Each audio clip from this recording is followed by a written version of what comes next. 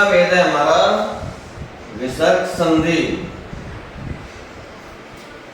तो विसर्ग संधि की परिभाषा क्या है देखिएगा।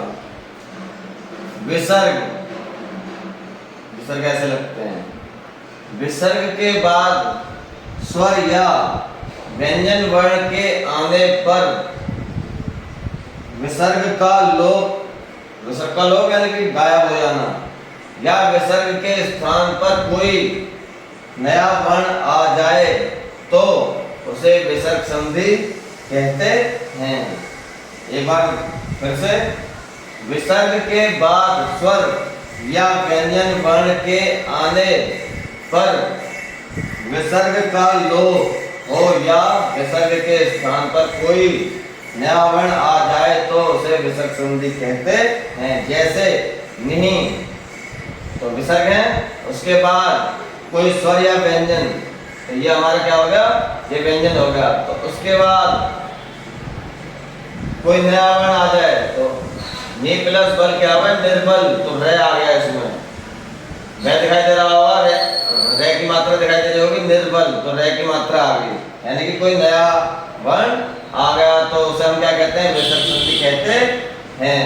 अब विसर्ग संधि के भेद, तो विसर्ग संधि के भेद, तो विसर्ग संधि के कितने भेद होते हैं, विसर्ग संधि के 5 भेद होते हैं। पहला शत्रु संधि, जिसका सूत्र है विसर्जनीय सह।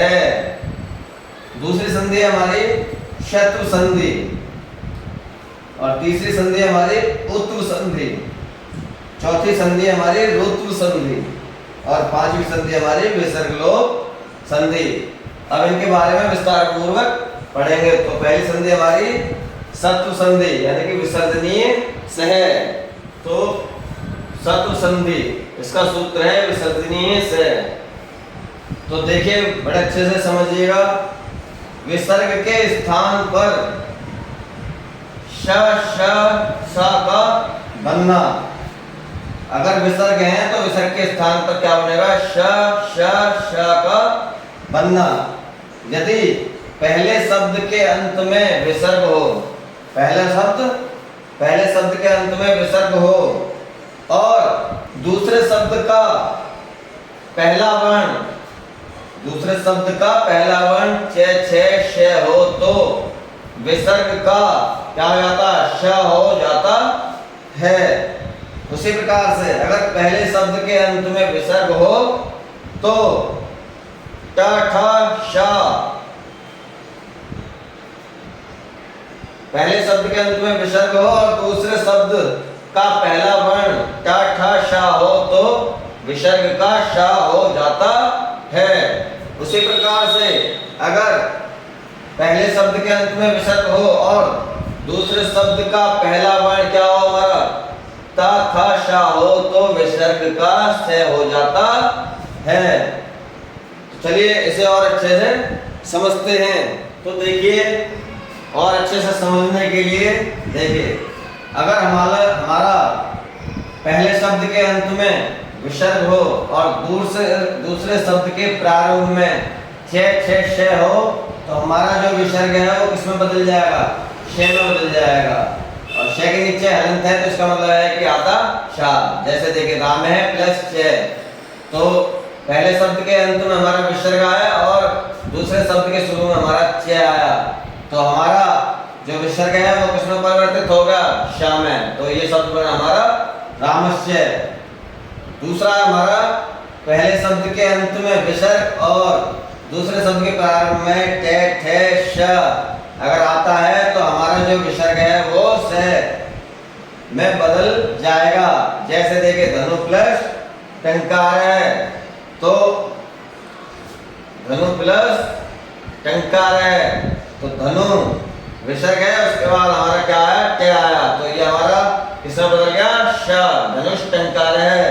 उसी प्रकार से पहले शब्द के अंत में विसर्ग है और दूसरे शब्द के शुरू में त थ श है तो हमारा विसर्ग सा में बदल जाएगा। देखिए नमः प्लस ते तो नमः, और दूसरे शब्द के प्रारंभ में ते आया तो ये हमारा किसमें बदल गया, श में, तो नमस्ते।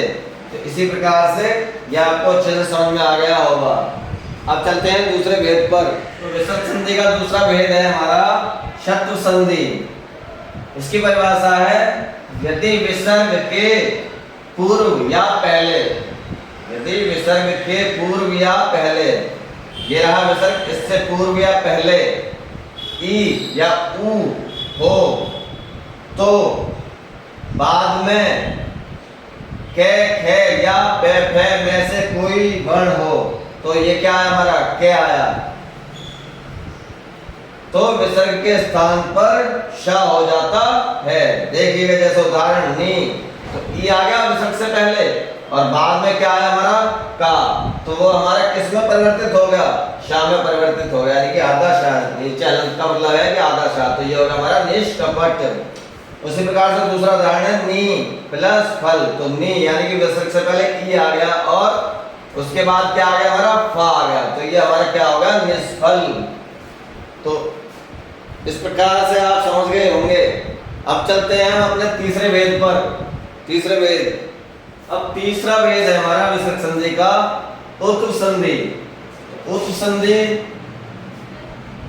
विसर्ग के स्थान पर ऊ का हो जाना, विसर्ग क्या, विसर्ग के स्थान पर ऊ का हो जाना हमारी उत्व संधि कहलाती है। यह नाम से स्पष्ट है उत्व, तो यानी कि ऊ, तो पहले शब्द के अंत में विसर्ग हो प्लस ए और हमारे वर्ग का तीसरा चौथा और पांचवा वर्ण हो और यह वे रेले हो, तो हमारा जो विसर्ग है सिर्फ विसर्ग हमारा किस में बदल जाएगा, ऊ में बदल जाएगा।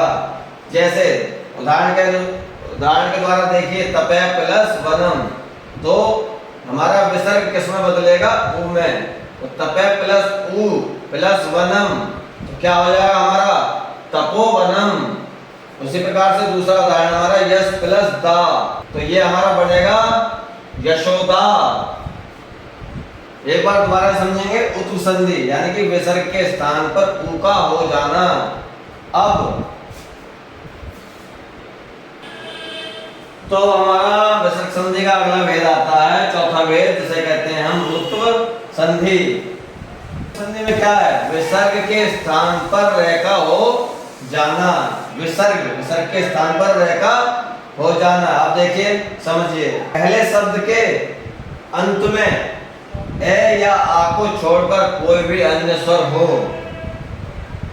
पहले शब्द के अंत में ए या आ को छोड़कर कोई अन्य स्वर हो और उसके तुरंत बाद क्या हो हमारा विसर्ग हो, और दूसरे शब्द के प्रारंभ में कोई भी स्वर हो और हमारे जो वर्ग हैं, मैंने पहले वीडियो में बता रखे हैं वर्ग, कै वर्ग, च वर्ग, ट वर्ग, ये सब बता रखे हैं, तो उन वर्गों का तीसरा चौथा और पांचवा वर्ण हो या ये वे रे ले है, इनमें से कोई वर्ण हो तो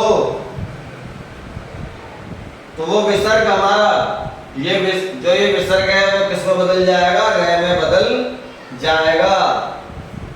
एक बार दोबारा से देखें, विसर्ग के स्थान पर रह का हो जाना, यदि पहले शब्द के अंत में ए या आ को छोड़कर कोई अन्य स्वर हो और उसके तुरंत बाद विसर्ग हो और दूसरे शब्द के प्रारंभ में कोई स्वर हो या हमारे वर्गों का तीसरा चौथा पांचवा वर्ण हो या ये वे रे ले हैं, इनमें से कोई वर्ण हो, तो हमारा जो विसर्ग है वो किस में बदल जाएगा, वो रे में बदल जाएगा। जैसे देखिए बही, तो यानी कि ए आ को छोड़ करके कोई अन्य स्वर आ रहा है तो ई आ रहा है बही और उसके तुरंत बाद विसर्ग आ रहा है प्लस तीसरा चौथा पांचवा वर्ण आ रहा है हमारा वर्ग का, ये आ गया माँ, तो ये हो गया हमारा बहिर्मुखी, ये रे में बदल गया हमारा बहिर्मुखी। उसके बाद बही प्लस आगमनम, तो बही क्योंकि ए आ को छोड़कर कोई भी अन्य स्वर है प्लस हमारा दूसरे शब्द के शुरू में कोई भी स्वर है तो ये आ गया हमारा यहाँ ई प्लस आ, तो हमारा क्या होगा ये सब बहिरागमनम। तो इस प्रकार से ये आपको समझ में आ गया होगा। अब चलते हैं अगले भेद पर। अगला भेद है हमारा पांचवा भेद, और हमारा पांचवा भेद और अंतिम भेद है विसर्ग लोप संधि। यानी कि विसर्ग का लोप हो जाना या हट जाना। पहले शब्द के अंत में ए हो और उसके तुरंत बाद विसर्ग हो, प्लस दूसरे शब्द के प्रारंभ में कोई भी स्वर हो, लेकिन किसको छोड़कर, ए को छोड़ करके कोई भी स्वर हो, तो हमारा विसर्ग का लोप हो जाता है। देखिए जैसे अतः प्लस ए, तो अतः यानी कि अतः ए के बाद विसर्ग है प्लस ए को छोड़ करके कोई दूसरा स्वर है ए, तो हमारा विसर्ग का लोप हो गया अतएव। उसी प्रकार से रमेश प्लस आगच्छति, तो रमेश है तो ए के बाद विसर्ग है हमारा और कोई दूसरा स्वर है यानी कि ए को छोड़ करके है यानी कि आ है, तो रमेश है प्लस आगच्छति, तो विसर्ग का लोप हो जाएगा, रमेश है रमेश आगच्छति। तो इस प्रकार से आपके विसर्ग संधि भी पूर्ण हुई।